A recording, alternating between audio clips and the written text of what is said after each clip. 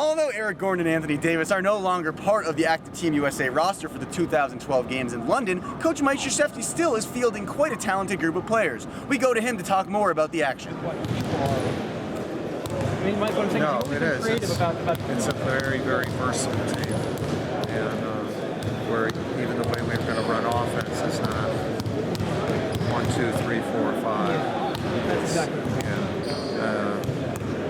really, there are 3 guys specifically on defense in who they would guard.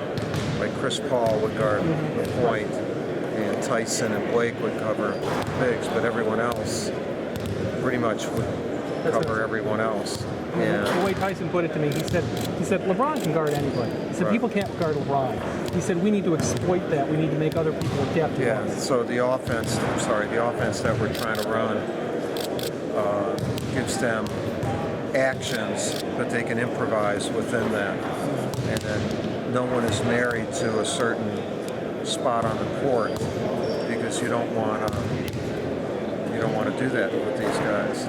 So the main thing for us is having spacing and versatility, in what we can do. Thanks. I didn't mean to create No, this is where we're going. Thanks, Mike. So the select team, and specifically Klay Thompson, how does it help your efforts in getting your team ready? Well, it helps us greatly. Clay's one of the rising stars in the NBA, had a great year this past year, and for the guys on the Olympic team to actually have an opportunity to practice against these guys for a week gives us great preparation. Is there any sway that you can see early on with these guys that kind of get you in mind for what could be possible in 2016? Well, I'm not going to coach in 2016, so I'm looking specifically at 2012. But part of having the select team is making sure that these guys get indoctrinated into the system and they understand what USA basketball is about. Of the final 15 guys, I think, that we had for the Olympic team, 6 of them were on our select team. So, there's a process that you go through, and it's a good process. Okay. Coach, can you describe Tyson Chandler and what his role is on this team? Yeah, well, first of all, Tyson's the best teammate, and he understands who he is. He doesn't try to be anybody else. So he's our center. He rebounds, he plays defense on the 5, he runs the court, he's going to set a lot of screens, and he loves doing all the things like that. But defensively, he has a good voice behind. A lot of people talk about a voice of a point guard to get you organized offensively. The voice of a big guy on defense is critical because he gets you organized from the inside out. It's just the opposite, but it's also the same impact on the offense and defense. And Tyson has that ability. Can you describe what goes on inside the USA practice? We talked to a lot of the guys about the difference between their NBA practices and how it changes. Can you tell the fans out there kind of what that difference is? Well, for us, first of all, in the NBA this year, there weren't many practices because of the condensed season. I think they were playing a game every 1.6 days. And so getting them accustomed to practice, but not doing too much physical contact, because they're coming from a condensed season. We don't want to go to London hurt and tired, but to do enough. There's like a balance that you have to keep.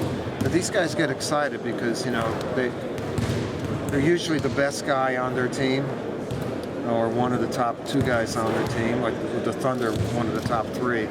And now they're with other guys who are the top guys. That excites them. They like to share their abilities. Yesterday when we did some controlled scrimmaging, we had some great exchanges as a result of that. Thank you, Coach. Carmelo Anthony sometimes takes a beating during the NBA season for his style of play, but he seems to fit into the international game. Seems to be a little bit of a contradiction. What about his game fits so well with you guys? Well, I don't know why he takes a beating about his game at any time. He's one of the top players in the world. Carmelo, in international play, can play 3 positions. And he's not, like on our team, he's not married to one position. So anytime down the court, he can be in different spots. And I think a really good player likes that. Defensively, the physicality of the game is something, you know, Carmelo likes. Carmelo is a guy who enjoys contact, and he doesn't back down from it. He's able to play through it, and he's able to use it, and the international game lends itself to that. Carmelo is one of the better international players. He's one of the best. I mean, he's one of the best players, but it doesn't always translate into being that good internationally. Were you surprised, just maybe when you first started working with him, that his game did translate so well? Yeah, well, I didn't know him. I know Carmelo and I are very close. I mean, I love Carmelo. You know, for me, he's got a smile on his face all the time. We have great interaction, and he knows that we're gonna let him do his thing a little bit, you know, with us, and he loves that. I guess when you don't know somebody, you have preconceived views of him. I didn't know that he would be as cooperative, as friendly, as smart. I felt he would be good, but he's better than what I thought he would be. And, you know, really, he has been as committed as anyone in our country to USA basketball. I mean, he's been doing this for almost 10 years. You know, I mean, it's pretty good commitment. The way Dwayne played, I mean, coming off the bench, attacking every game. A couple guys have said maybe Russell can handle that role. Do you see that potential? There's that potential that Russell can do that. I mean, I think Russell's a great player. It baffles me how people can be so critical of him. And I think what he does is absolutely sensational. You know, his ball pressure, his offensive rebounding, his athleticism is off the charts. And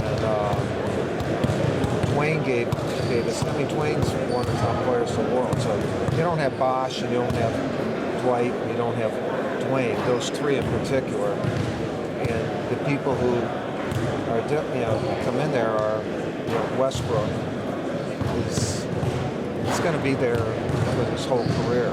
Durant, you know, is unbelievable. And then you have young bigs and Love and Blake Griffin, who, I'm not saying they're Dwight Howard or Chris Bosh, but they're very good players. Coach, you talked about James Harden's expressiveness on Friday. Over the last few days, as you've gotten to know him a little bit more, what else has stood out to you about him? Yeah, I like James a lot. I didn't know him at all. I mean, I watched him play, and you know, for me, one thing, he's really a good guy, and he's smart. He's great with people. He's easy to play with on the court, and you know, he's just performed on Broadway. You know, I mean, in a hit show. You know, he had the pressure of performance under the most intense light. You know, with against the Mavericks and against the Lakers and against San Antonio, and then to be in a championship series. And in a lot of those situations, I mean, he was the best player for certain periods of time out on the court, and he understands the role of coming off the bench. I think it's a good choice for us, and he earned it, you know, while he's here, but also what he's done. We're happy to have him. Coach, when you get 12 guys like this on the team, how much do you just relish watching these guys practice and get after it? Well, I do get excited watching them, and also for me and the guys on the staff, we understand our responsibility to make sure that the practice is set up where they can do that, and that we don't get in the way of overcoaching. I think you have to do enough, but not too much. And that's what we're trying to do offensively with the team, is give them some structure, but not too much structure, because you know, these guys have a great feel for the game of basketball. And then when they're with one another, they have an even better feel, because they know that the people around, like LeBron yesterday, he made a lot of terrific plays and made passes that he may not make with the Heat. And so this brings out something new for these guys, and I like watching that. And just kind of don't get in their way, but give them enough. And they I think, respect the fact that we try to do that. Who's the most competitive guy on the team? I don't know if there is one most competitive. I think they're all pretty competitive. You got the oldest competitor there. Has not lost any of his competitiveness, so I would never say anyone's more competitive with our elder statesman, Kobe Bryant.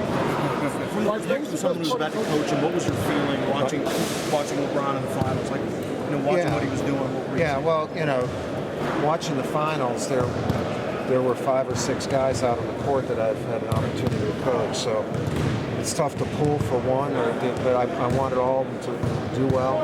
In LeBron's case, though, he's taken such criticism for so many things, and I don't think he's ever committed a felony or anything like that. But he, in fact, I know he has. So I felt good for him, that happened, and he earned it. Has he come here on kind of a high post-championship, or has he totally been pretty? No, he's been great. Yesterday, in particular, he was terrific in practice. What was the best part of coaching Kobe 4 years ago, and now that you have him back, what are you most looking forward to working with him again? Well, I just know that he will be there in the most intense moments.